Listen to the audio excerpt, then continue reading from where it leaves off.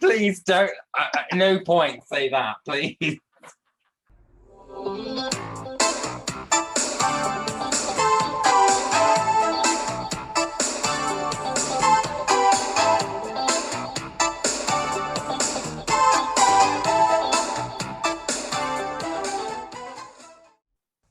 Hey, hello, leavers, believers, and LGBTers plus. You have arrived at a very special episode of Leaving Hillsong. My name's Tanya, and it's Pride Month on Leaving Hillsong.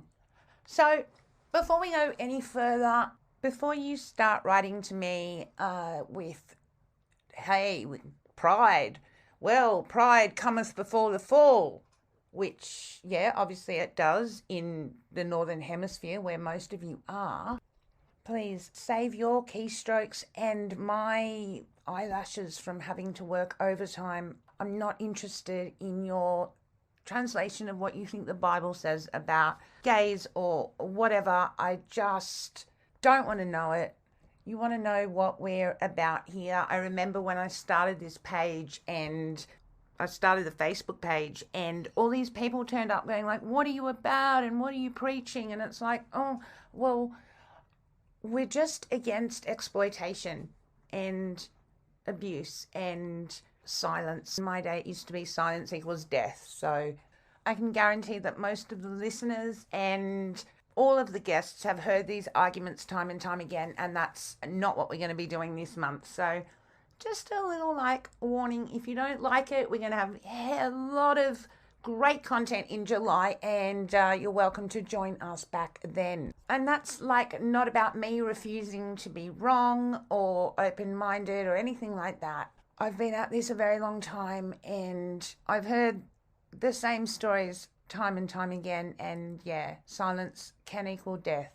We're about saving lives from the effects of rejection and shame and humiliation and isolation.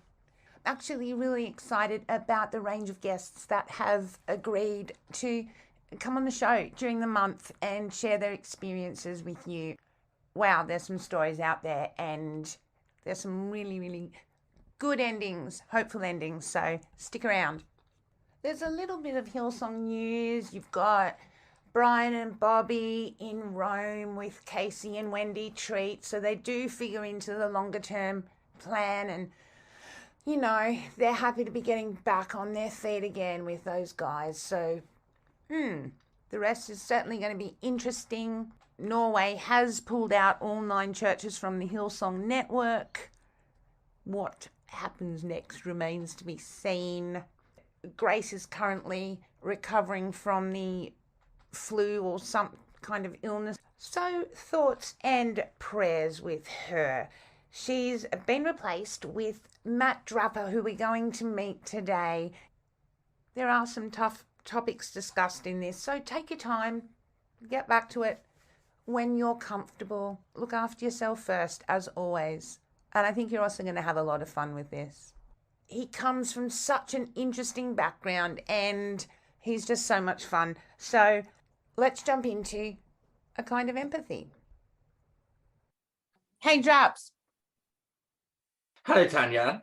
Hello, how are you? Oh, God, I'm really good, thank you. Finally. Thank you for joining us all the way from, where are you? Right. I'm in Reno in the UK, and that is somewhere near Manchester, where the football is from. Yeah, sort of like midway between, somewhere between Wales and Scotland, in the middle of England is. Okay, so like it's like where it's 20 degrees and you think it's a heat wave, yeah? Yeah, absolutely. Yeah. Although it's every day. We try to go through all the seasons in a week if we can. So we have freezing cold rain on a Monday, sunshine on a Tuesday, some autumny blusteriness on a Wednesday, and then nice spring cool showers on a Thursday, and then back to sunshine again for the weekend. And here we are on bank holiday, and it's actually quite nice. That's so exciting. It's celebrating the Queen, and we're going to be celebrating some queens, I suppose, aren't we? Oh dear. Pride Month. Yes, it is Pride Month, and I'm really excited. Thank you so much for saying yes to the Leaving Hillsong dress, and agreeing to help us help Leaving Hillsong navigate through some of the different stuff we're going to be looking at, and the people we'll be talking to during the month. Do you want to tell people a little bit how you came to stumble upon the Hillsong stuff? So should leave it up to you to... I mean, how long have we been friends? Quite a while. I was... 12 months. Is it only a year? Surely more. At least 2. Well, I think it is 2 years.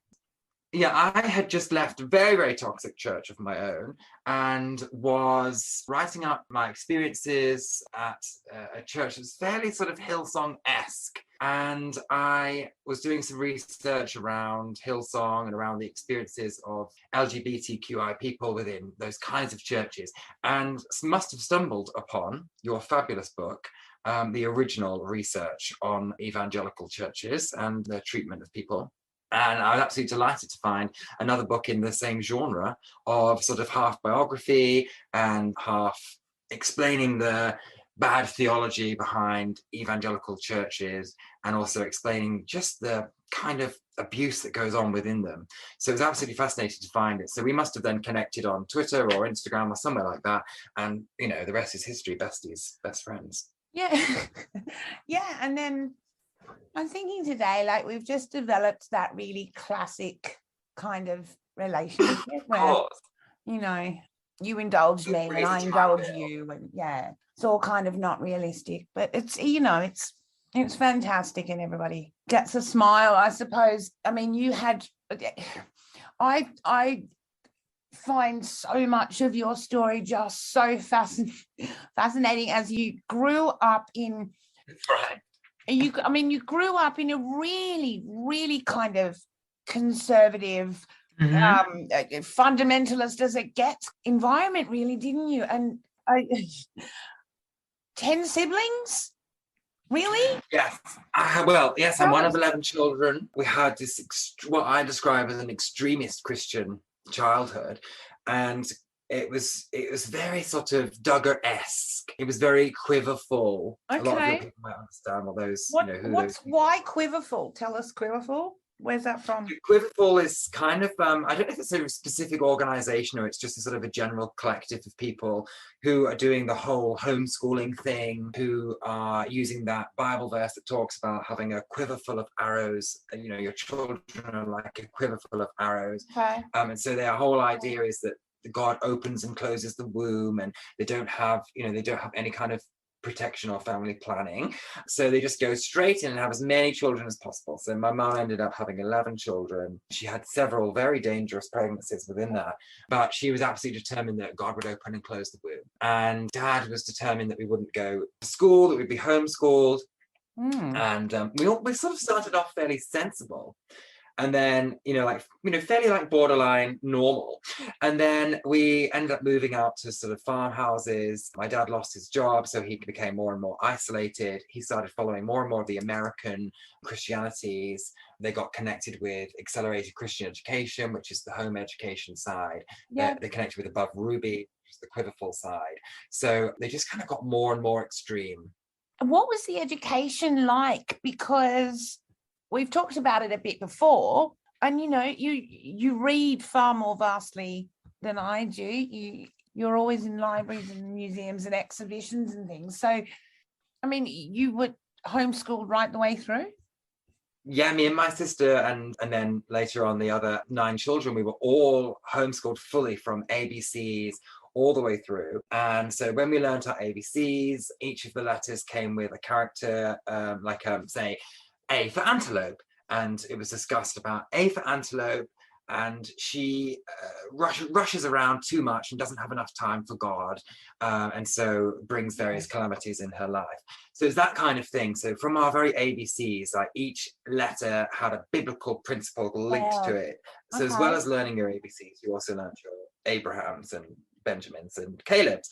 So so the whole of the education system was fully doused in godliness. So at the end of every other page of our learning, we had to write, like memorize Bible verses, things like that. So really, like, there was no difference between doing a page of maths and doing a page of Bible. That was how sort of ingrained the whole thing was within it. That was the accelerated Christian education. And so within that, we also learned, their sex education basically was non-existent. We learned about chickens and eggs and how the male chicken fertilizes the female. And that was about it when it came to sex education. Well, I mean, just your grammar is exceptional, though. How did that happen? I was one of the lucky ones with homeschooling because it just suited me. So our homeschooling was a page of reading and then a page of questions. And then at the end of a booklet of sort of, say, a couple of weeks worth of that, you have some tests.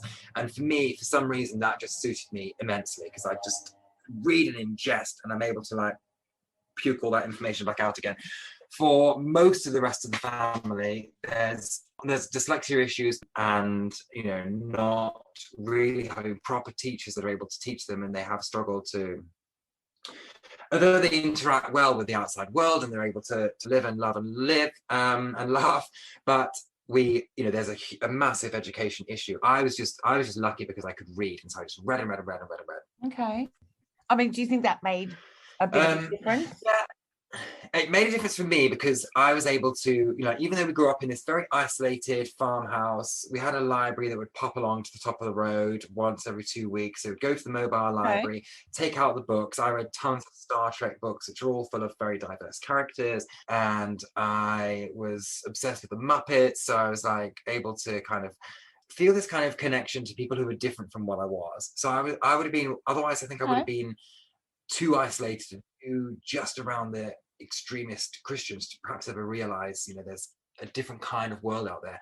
So, and I just somehow, despite everything, was born with a kind of empathy and a kind of compassion that just meant that I was able to develop a link with the outside world, even without really going out into it too much.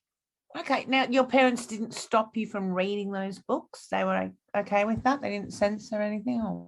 I think my parents couldn't really keep up perhaps with everything that I was reading. I mean, originally we had all the Christian books. We had the Swiss Family Robinsons, and we had like the Alexi's Secret Mission and all the sort of the ones published by the actual education, the Christian education groups and things like that. But eventually I outgrew those books, and we had all the famous fives and all the kids' books and stuff like that, but nothing to do with witchcraft. Harry Potter was obviously banned and things like that. We actually left the church because the pastor referenced Harry Potter in one of his sermons. And so we actually got up and walked out of the sermon midway through. As you do. Why would you not? I mean, I probably would these days, but that's beside the point. All 13 of you or anyway, whatever. Okay, righto. Yeah. Yeah, so we were all 13 of us lined up on a pew. The minister starts talking about Harry Potter. Up gets my father, we're leaving. Out we all traipse. It's embarrassing, it's humiliating, but there we go. That's what we do. We always got in trouble because we didn't go to the Sunday school. We always was expected to sit quietly in church, which we did, but it made all the other families very uncomfortable because they sent their children quite rightly to Sunday school to learn things that are suitable for their age, for their age and understanding. Meanwhile, we're sat in church learning about Lot's wife and Sodom and Gomorrah and so on. Well, I guess, and it always comes back to the old Sodom and Gomorrah, doesn't it? So since we're on that topic, what were the messages that you got about non-heterosexuality then? Well, we didn't really see any non-heterosexuality. It wasn't really presented as there's straight and there's gay or anything like that, really. But it was just one of those things that you kind of just somehow absorbed from how people, said that it was wrong than from knowing that it was right, if that makes sense. So you never really saw a good example. You only ever heard bad things. So within our homeschooling, we were taught only about STDs in relation to any kind of sex outside of straight marriage. Right. And the AIDS epidemic was linked to the actions of gay people within our education. And I remember my dad had this book on the side in his house which he was reading, and it was something like about the Nazis actually having been gay. Like a lot of the top Nazis were really gay, so that's why they started the war. So it had a big picture of a swastika on the front of the book, and it was called The Pink Swastika. That's right. And God knows what's in it. I need to one day I must get it and read it. But obviously, as we know, the Holocaust targeted not only different races, but different sexualities and different types of being. So somebody had twisted that storyline into, gays are evil and are Nazis. It's just absurd to even imagine. Yeah, like, they're very sort of neat, those. No, because one of the things I wonder is, when you decide to homeschool all those children, like, what kind of a future is envisioned for them? Like, what are they likely to become? I'm not going to be doctors and lawyers. I mean, what are they, or are they?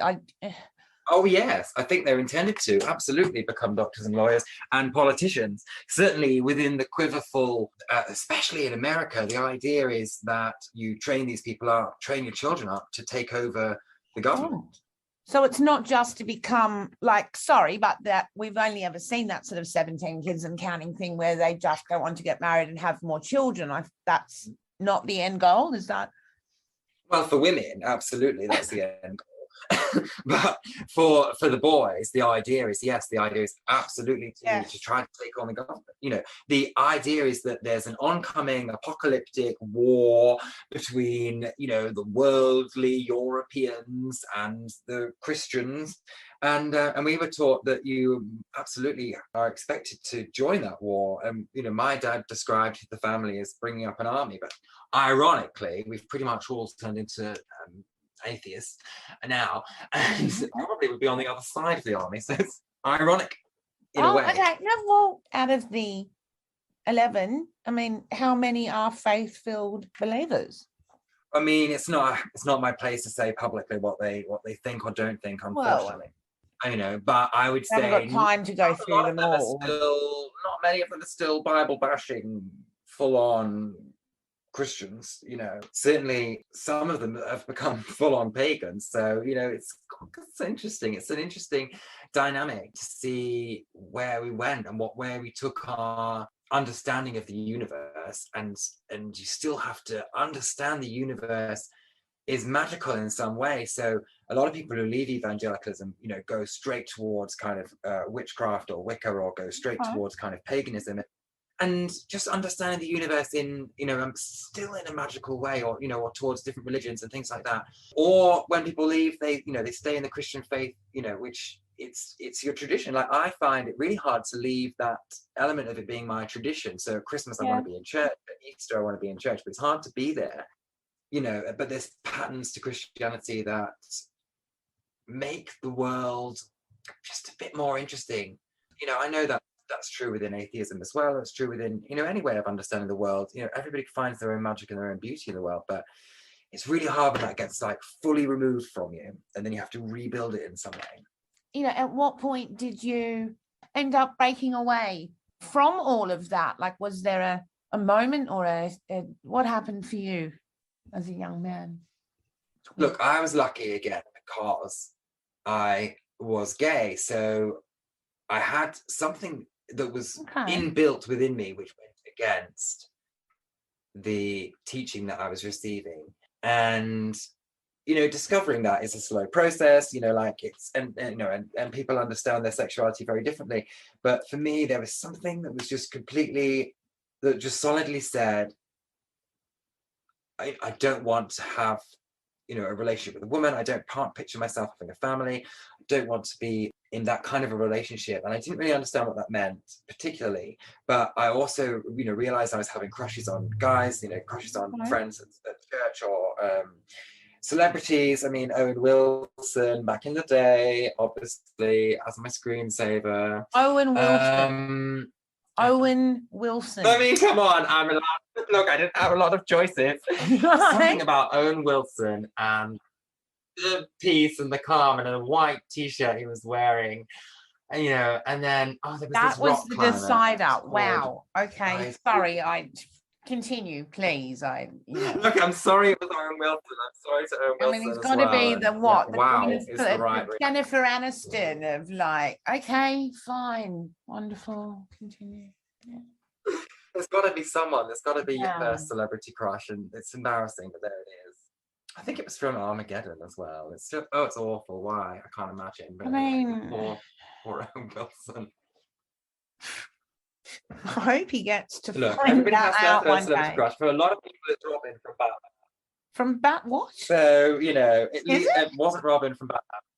Robin From Batman. Oh yes, of course. Yeah, Robin. Yeah, What? from the original Batman movies. Oh well, That's a lot of people's sexual awakening. not the Batman himself. Maybe Poison Ivy for other people. Well, I don't know. Batman's they're probably more of a daddy figure, perhaps, whereas Robin was more of a sort of a muscular twink, I suppose. I don't know. I don't really know how it all works. Who knew? I mean, that and the Muppets as a way out is fantastic. I actually quite love that story that you got. Well, this was the thing. Christianity came crashing into this innate part of my identity, whether that's born or whatever it is. We need to have that discussion, but it was something that made me question at least one element of the religion, and so that kind of meant that, you know, if I'd been straight, it's very much a chance that I would have just got married and had children and been trapped in the same systems like quite quickly. But because I wasn't, I didn't end up, you know, in that early marriage and so on. So, you know, I was stuck in this place where I was still carrying all the trappings of Christianity and extremism, but I couldn't live out the dream. So it just gave me that position to escape, which was lucky. It was lucky. A good 10 years later, when I fully came out properly when I was about 25, then the family's reaction was just so sort of, my mum said, oh, well, if you can bring a boy home for Christmas, then surely your brother can bring home like a dog as his partner. Things like that. So, you know, there was all of that element where well, yeah, I mean, the separation from the family. I mean, so you talk about it in terms of an escape. What happened? It took me a very, very, very, very, very, very, very, very, very, very long time to escape. That's what happened, really, because I spent such a long time thinking, yes, I might be gay myself, but I'm not going to do anything about it because that would be wrong. Jesus loves me, but Jesus doesn't want me to be gay. God is going to send us all to hell, but we're going to rescue as many people on the way as we can. Like, that's love. And so, yeah, so it's just the most extraordinary length of time. I developed the most amazing non-Christian friendships. I went to university, you know, and I could see from the world around me that people were living these, you know, very ordinary, not extreme sinful lives, just very ordinary people with ordinary lives. And obviously, the whole thing about being in a culty kind of Christian world is that you're told that without Jesus, you'd be stealing, you'd be murdering, you'd be abusing everyone you meet, which is what they do in the church. But, you know, there's basically all the time they're pointing at the people outside and saying, if not for Jesus, I would have stolen all of my shopping from Sainsbury's, but I paid for it because of Jesus. Like, so you kind of be going through life thinking like, oh God, everybody's a murderer apart from me because I'm a Christian. And then you meet normal people who aren't murderers and you're like, okay. That's so disappointing, isn't it? It's like, honestly, yes. I mean, I was told that everyone was having all these massive sexual orgies, and you know, it's only a few people. Where the orgies gone is definitely not Roman times. But I thought that everybody was so deeply, deeply unhappy. That's what we were told. You would just be so miserable, and like you said, ordinary lives. They just weren't waited for the unhappiness. Yeah, people were just living, and might, if anything, less weighted than we were. And we were saying to people constantly, like, well, Jesus will break off your chains. Let's just put these chains on you first, and then we'll break them off. That's just how it goes. That sounds like very painful times. Yeah. You're talking about the most extraordinary, the most painful element was just this idea that God can do things like miracles, like healing, like, you know, changing people, say from gay to straight, something like that. That God can do these things and he's choosing not to, and you must pray and have faith and believe until he does. And that for me was the most painful thing, because it's like, what am I not doing to not get the miracle? And I think people, you know, a lot of people Where'd you who are heard praying about for this healing from, must though? go through. That's a good question. I think it's just that era of Christianity, which was sort of like late 90s, early 2000s, that era of Christian teaching in all the churches pretty much. We didn't go to a specific branch. We went to Baptists and Methodists, and we went to Church of England, and we went to all sorts of independent churches, and they all just had this general vibe at that time that being gay was wrong, and that there was change was possible, and that God was a God of miracle worker, and all of this stuff. So like no one really specifically told me it. And we're also, when you know, the internet was around then, so I was able to look up like, I think I'm gay, but I'm a Christian, what should I do? And there was literally only two branches of thought back then. And the first branch was, do whatever you want, leave Christianity, become a massive, you know, whore. And the other option was like, stay and, you know, either like just go into a straight relationship and hope it works, or stay and pray for change, or stay single and just don't do anything. And those were the only two branches of now there's endless branches. So now, you know, there's people who understand that, you know, they understand being gay is not wrong, you know, from the point of view of the theological point of view. There's people who understand, you know, that there might be translation issues. There's other people who say it's fine to be gay in church, but, you know, you should remain celibate, and that's what they choose to do, but it's their choice now. And there's other people who say, you know, you leave the church, and there's other people who say you can be in a different religion, you know. And now also, like, you know, they're allowing gay marriage in some churches. So some churches, like recently the Methodists in the UK, have voted to allow gay marriage. So there's different options now, whereas the options when I was younger were literally only like leave Christianity entirely or stay and suffer. And how did you make the choice? Like, how did you arrive at that point where you? Yeah. So I mean, the truth is that I was at a point where I would have either died or come out, because, you know, I'd not told a single soul for 10 years about my struggles and about my suffering, if you know. So I was praying every night that God would, you know, that I just wouldn't wake up in the morning. And you know, I have to tell you, I hear that just too often, just so often. It seems to be that's the choice eventually for people, and I'm so glad you woke up time and time again.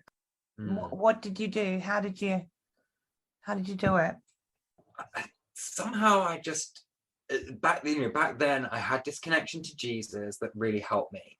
So even though I felt really sinful, and I was like, you know, having all these lustful thoughts and so on, I still felt like Jesus was really close to me and really like my best friend. Okay. And I would, you know, and when I would pray that I would either die in the night or wake up, whatever, you know, I still felt like I had Jesus like with me, and that even if God was like wrathful or so on, you know, Jesus was like on my side, and that just really helped me at that time. And then, but eventually got to a point where I said, right, I have to be at least honest with my friends, because I was lying to everyone. And this was the other thing. I was like big, fat lying all the time. And like, even if I wasn't directly lying to people, I was, you know, just like implying that maybe I would have a crush on someone, or maybe, you know, and like implying that I wasn't gay and having to act a little bit more straighter perhaps, and things like that, which is not easy for me.